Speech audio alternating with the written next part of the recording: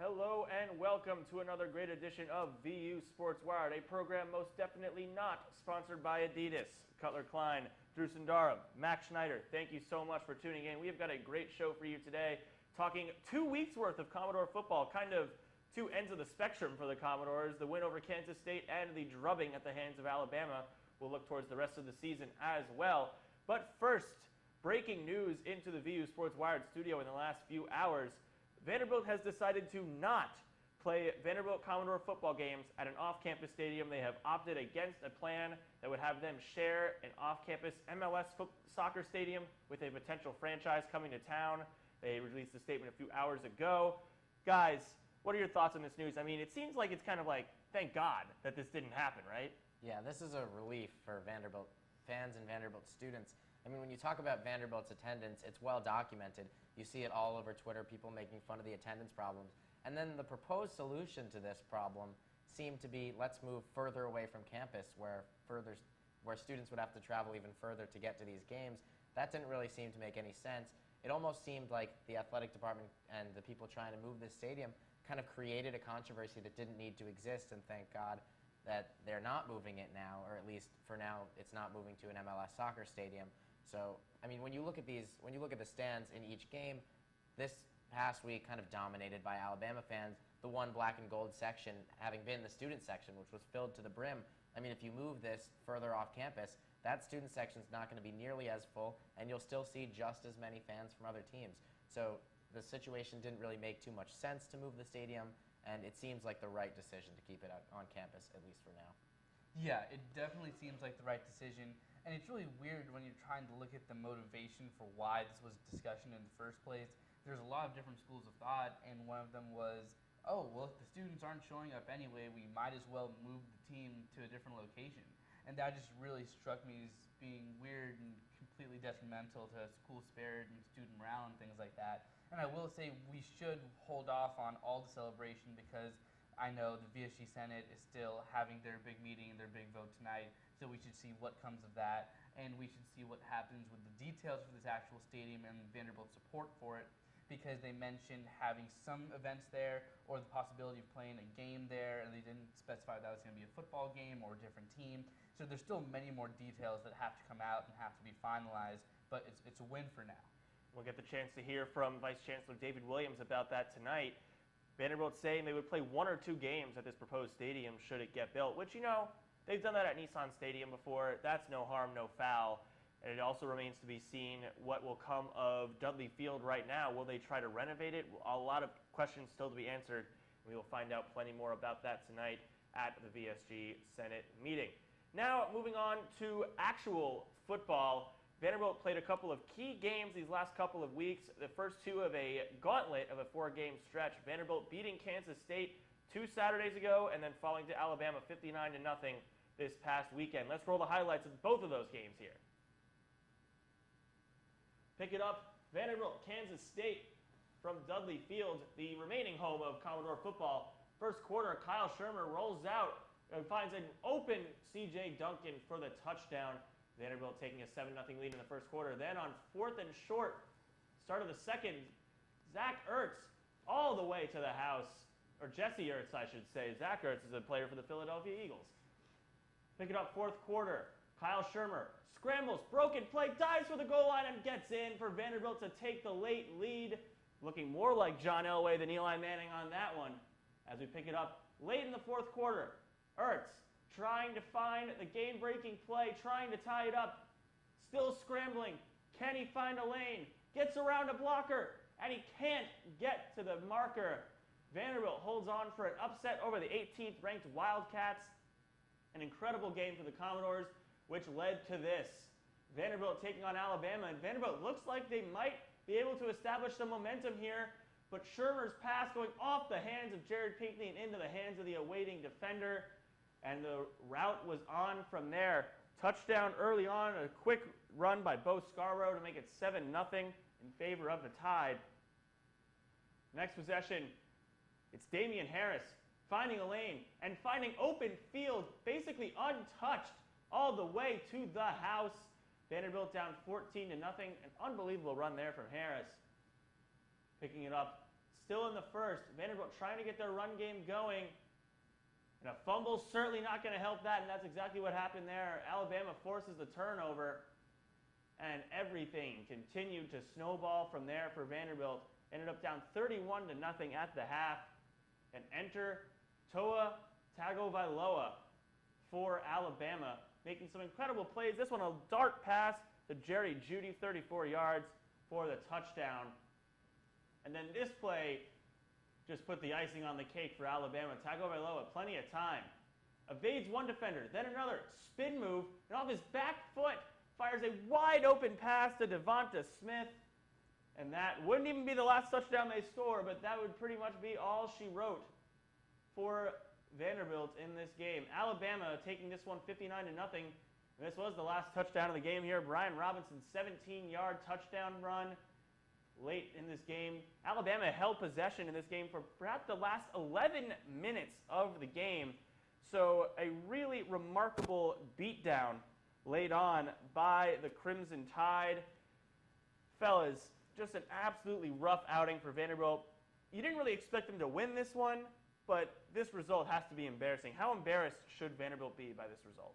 I just want to say it's always tough watching those highlights. Highlights being a very generous term for that, because we didn't have a single positive play on that highlight reel because there really wasn't a single positive play to show. And I want to start off by saying, listen, there's no shame in losing to Alabama. They're the #1 team in the nation for a reason. They're just better. There's no shame in losing to Alabama, but there is some embarrassment in the way that they lost to Alabama. And all week we were talking about the fact that Vandy needs to get out there and they need to compete. We all felt that they were right outside that top 25 pool, and if they showed a really good game, some really strong fundamentals, showed they were a good team, a quality team, put up a quality performance, we could see them hop into the top 25 and finally be ranked. But losing in that way that they did to Alabama, that's just brutal. You hate to see that. 59-0 is just a really tough score to swallow. But something that really stuck out to me was the stats of Alabama's running backs. If you look at the yardage gain for the top 6 backs, it's 151 yards, 79 yards, 70 yards, 51 yards, 48 yards, and 48 yards. That's 6 running backs. Their fourth string running back was literally hurdling players. And at that point, you just got to look at effort. When there's that much dominance across all these strings, it just has to be effort at that point. And I get that they're bigger and they're physical, but at the end of the day, for that many players to have that much consistent success, you just kind of have to feel that they gave up. Yeah, I mean, how embarrassed should this team be? Very embarrassed. I mean, you just lost 59-0 at home, and the opposing team packed the stadium and blew you out of your own house. I mean, I understand that it's Alabama. I understand it's Nick Saban. It's the #1 team in the country. But if you want to be a top 25 team, and that's where this program was pushing, that's what they wanted to be coming into this week. They sat just outside the top 25. If you want to be a ranked team in college football, you have to play the best at your best. You can't afford to lose 59-0 to anyone. And Vanderbilt played their worst football. Alabama capitalized. We talked about before this game, Vanderbilt cannot afford to make mistakes. They have to play a perfect game to stay in this game. And what they do, they came out on the first drive and they threw an interception through the hands of Jared Pinkney. That's the first mistake, and it continued to pile on after that. And you spoke to lack of effort. You really saw that lack of effort on the defensive end. I mean, arm tackling, not holding the edge, allowing Jalen Hurts to outrun defenders. You can't allow that on defense. And it spoke a little bit to preparation. I think Vanderbilt was so excited for this game that when it finally came, you started to see the nerves a little bit. Kyle Shermer took a couple steps back, and he would throw the ball to receivers who weren't really looking for it. This team wasn't on the same page, and you saw it in the yards totals and the points totals. I mean, Vanderbilt had 78 yards of total offense and punted the ball for 393 yards. Alabama had 677 yards of total offense, majority of which were on the ground. They weren't using such a balanced run-pass attack. They were running the ball up the middle, daring Vanderbilt to stop them, and Vanderbilt couldn't do it.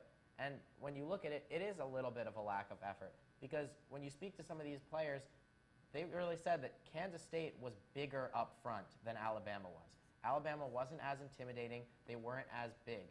And Tim Tebow talked about it on SEC Nation. He talked about how the SEC doesn't really have the size at the line of scrimmage anymore, but they just looked afraid. Alabama's offensive line had their way with Vanderbilt. They were opening holes. Bo Scarborough is one of the best running backs in the country. We'll see him in the NFL shortly, and part of the reason is because he's tough to bring down, but especially tough when he's going 9 yards before he's even getting touched. So I think a lot of this was on the defensive end. You saw the struggles offensively. Those were to be expected, but 59 points is a lot of points in your own house. How do you kind of move on from something like this? I mean, this was a game in which Sam Loy, the punter, was your MVP. I mean, give him credit. He had a great game of punting. They didn't do Alabama any favors in the special teams game, certainly. I mean, how do you move on? How do you try and say, do we burn this game film? Do we let it eat away at us? How do you move on and not let, as Coach Mason has said over and over again, one become two? Right. I think a lot of it has to do with the mentality that they have going into practice and going into this game this week. Because you can't burn the game film, because you can't just disregard what happened because it was that type of monumental performance. But it all depends on your attitude. If you let this game consume you, and if you just think about how badly you lost to Alabama all the time, then it's going to eat at you. But if you use it as a fuel to be like, okay, this is where we are, we can only improve and get better from here on out, let's use this as a learning experience, I think that's the only way to go with this.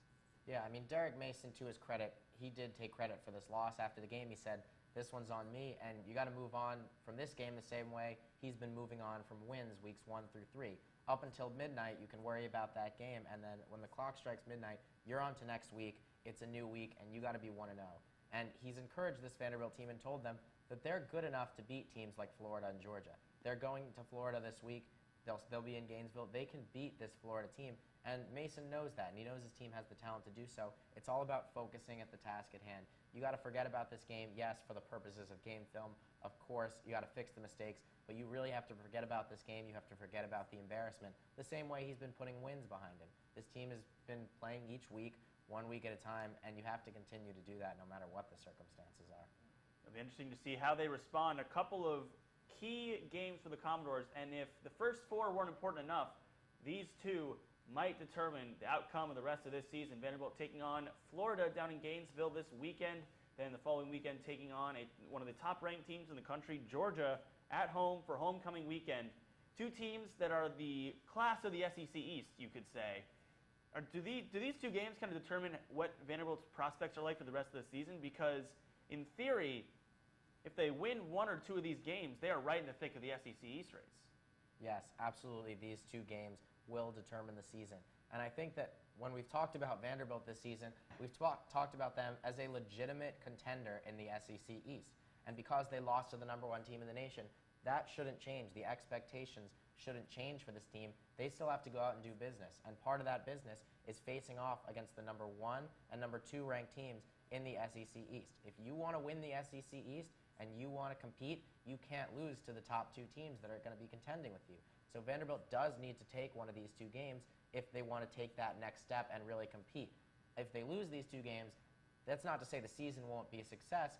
They could win 6, 7, maybe even 8 games, but is that really a huge step up from where you were last year? They want to contend for the SEC East, and in order to do so, they're going to have to win at least one of these next 2 games. And don't get me wrong, these are 2 very difficult football games. Florida's a 10-point favorite at home. They're one of the top-ranked teams in the country. They have one of the best defenses in the country. And then Georgia's the 7th-ranked team in the nation. So these are 2 very tough games, but if Vanderbilt wants to take that next step and play football at the next level and compete for the SEC East title, they're going to have to step it up these 2 weeks.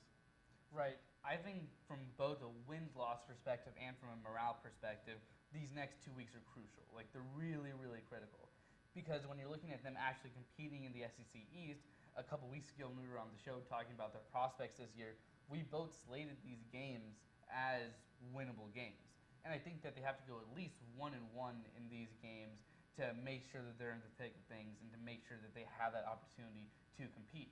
But what I want to look at this from is from the morale perspective, because this is a team that came to the Bama game very confident in themselves. And it's a fine line to walk between confident and arrogant, but they're feeling really good about their chances this year.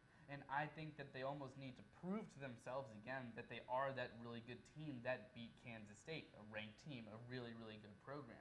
So I think that these next 2 weeks are really important for them to prove to themselves that they can get the job done and to establish that internal confidence back within the program. was this loss to Alabama kind of humbling, and it's letting them kind of see, okay, well, yeah, we're good, but we're not that good yet. And I think are they going to kind of take that lesson and say we cannot play just on our laurels against these two really, really, really good teams? Yeah, this game definitely humbled Vanderbilt. I mean, they were ready for Alabama. They thought that this was an upset that they could possibly pull off, and to lose that badly, they have to be humbled. I mean, they just beaten Kansas State. They were on top of the world for this program, and so now they have to look at it and say, we can't take each week for granted. We have to play our best football to even compete in these games with top teams in the SEC East. So that game's very humbling. It might even be best for this program going forward. Now they'll know throughout the season, no matter how well they play, they just can't take any of these games for granted because they saw how far they are from actually being at the top. Yeah, I think that if Vanderbilt goes on a tear, and that's a knock on wood, if Vanderbilt goes on a tear, at the end of the season, we'll be able to look back to this Alabama game and kind of see this as that moment where things turned around, because they're a really good team, but hopefully from this game they realize that they can't beat themselves. And I remember reading one of the articles that Hustler put out. Listen, if you're playing the best team, you can't compete against them and yourselves. And I really hope that's a big takeaway, and hopefully we see that come true in the rest of the games they play. Looking ahead now to Vanderbilt's matchup against Florida, 11 a.m. Central down in Gainesville in the Swamp. Vanderbilt, in the last few years, not been the best team, but still has some very competitive games with Florida no matter what. So what's kind of the key for Vanderbilt to right the ship and to be able to pull the upset over Florida and get the season back on track? So I think the key for Vanderbilt is going to be on that offensive production side. I'm really not too worried about the defense holding their own. If you look at our game last year against Florida, played really well, held them to 13 points, but we only put up 6 on that offensive side. And when I'm thinking about our offensive production, I get really worried about Florida's secondary, because Florida's secondary's had some really impressive performances this year. I mean, opening the season against Michigan, really, really tough task. And they were up at half because they had 2 interceptions returned for a touchdown. And they had another 3 interceptions when they were playing Tennessee. So I think that this is a very much ball hawk secondary, heads on swivel, always ready to go out and make a play. And I think that that could be really dangerous, especially when you look at the way that we turned the ball over against Alabama. A turnover that wasn't caused because Alabama was in amazing coverage or because they're pressing our players really well or because of their talent.